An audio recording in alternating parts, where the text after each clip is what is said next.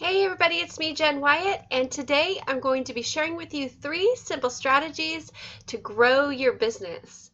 Now, before I jump right into the 3 simple strategies, I just wanted to share a little story with you about how I have personally made this difficult, and I know that others have made this difficult too, because it seems like to build a business, we feel like we have to have these long, complicated processes. We need to have like when I first started out, I literally had a business plan that was 15 pages long. I had a marketing plan for 3 years. I had like all these things. And it really got frustrating the first month, the second month, the third month. I didn't hit my revenue goals. I didn't hit, all these things because I had this plan based on what I thought would work. And it really wasn't realistic. I mean, I have my master's in business, so I thought, oh, surely I could figure this out. And it took more trial and error than that. And honestly, I am on a mission really to help you simplify your strategies, because building a business isn't really that hard. It just takes time and it takes effort. And let me dive right into the 3 simple strategies that can help you grow your business this month. So, number 1 is going to seem really simple, and everyone probably already knows this, but I wanted to talk about it a little bit because sometimes what may seem simple and obvious to us or to others really isn't always simple and obvious to us. So hopefully that makes sense. If it doesn't, just give me a shout out and I will explain it a little bit more. But I've just really felt, especially coming from a place of having a master's in business, what really I thought was common sense to me based on learning and just all the years I've spent in corporate world and building nonprofits, I thought, well, surely this is common sense. But again, we could think something is as right as rain, and the next person can be looking at you like, what are you talking about? So hopefully that was a really long introduction to this first one. But again, if you're going to say, oh, duh, and shut off this video right now, then go right ahead. But I don't think this is as obvious as we think that it is or should be. So number 1 is to get to know your customer and offer them a great service. We often miss this step as online entrepreneurs because we get so caught up in our why, in our passion for what we want to deliver, that sometimes we simply forget about the fact that we need to deliver a product or a service to a customer that actually solves a problem for them. And what we want to bring to the world and what we have to share and what someone needs can absolutely collide and form the perfect atmosphere, the perfect environment for you to grow your business and to be able to get clients. But a lot of times when we start out, or even if we've been in the business for a while, we still operate on, if we build it, they will come. And we think that just because we have the best website or the best ideas or the best online course, that we will automatically make the money that we're looking to make, at least break even in our business, so we can declare that we have a business, right? So I've known lots of online entrepreneurs that have spent hours and hours building an online course or creating the perfect signature program, or however you do your business, perfect PDF workbook, online book. There's lots of different ways that we can deliver amazing content, but amazing content sits on the shelf of a library if we don't have anybody to buy that content, right?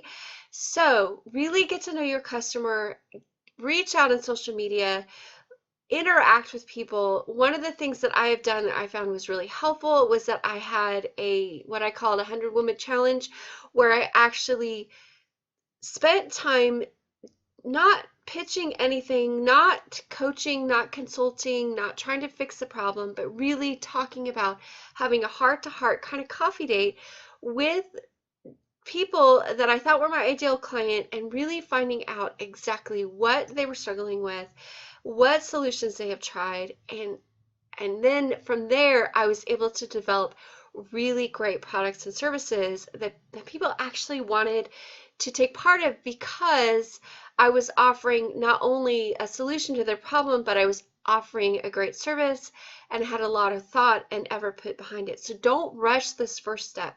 If you're just starting out, take time talking to people, finding out what they need, experimenting with different free opt-ins or low price courses. Don't expect a lot of return, though I'm not saying that to discourage you, but just to be realistic that when we start out with a heart of experimentation and really digging in to finding out what someone needs in their life, then we are better able to build our business and to create a strategy around that. We can create a path that will help them get to what we know is what they need to be doing or not doing, but it's maybe not so obvious or clear to them. Like this whole first one may not be obvious and clear to some and might be totally obvious to others. I hope that makes sense. Moving on to number 2 is to measure what works and refine as you go. I've already mentioned experimentation, and this is really part of that process. So we have to measure what is working, like we have to check in and whatever analytics, and you can Google, small business or online entrepreneur metrics to measure. There's a lot of really good resources online. But really, it's what do you consider success and what are you measuring? Are you measuring the amount of people in your course? Are you measuring sales? Are you measuring conversions online? There's lots of different things we can measure, open rates and emails, but they may not necessarily mean something to you. So find out what you want to measure, what's meaningful to you, what feels like success for you. Start to measure that and then set a goal and say, okay, so I want to increase this by 1%, 2%. Again, a lot of times we think, oh, I want to double this or triple this or quadruple this, and that would be fantastic. And yes, we can all get really excited about having numbers and measurements that are way beyond, what we expect. And sometimes our sales can do that. But again, that's usually the end result of this process of measuring what works, refining it, so building on what works and starting to let go of the things that don't work and not having any hangups or, oh, well, I should have been doing it this way. Why isn't this working for me? Let go of that. Your audience and your unique message are completely different from someone else's, and sometimes it's hard to use the same measurements that someone else is using to measure our own progress. Number 3 is build an effective team. So what you want to do here is you really want to look at where you're at now and where you want to grow to. And then start thinking about the different people, the different pieces, the different things on your plate that you can give away to open up more time and space for you to be able to grow into that area. Because let's face it, sales takes time. Building products takes time. Creating content takes time. Showing up takes time. And the more things that are on our plate that are filling up our time, the less we have to be able to grow and simply just expand into the next phase of our business. Because we should always be looking. It's okay to be content with where you are. But if you have business goals and you want to reach more people, you can only do that by expanding and growing. So to do that well, you have to build an effective team. There's no way around it. It's impossible for you to do everything by yourself unless you want to stay up all the time. And again, there goes that time freedom, right, that you built your business on. So think about what it means to have an effective team and think about what that looks like to have those people that will support you and help you grow in your business. Okay, to recap today's topic, 3 simple strategies to grow your business. Number 1 is get to know your customer and offer them a great service. Number 1, best way to improve your sales and to really have a business that matters to you and to the people that you're serving. Number 2, measure what works and refine as you go. Don't get hung up on something just because you think you should do it or it has worked for someone else. Refine as you go, because your process, your products, everything that you do is uniquely you, and you can only deliver it in a way that works for you and for your audience. And number 3, build an effective team.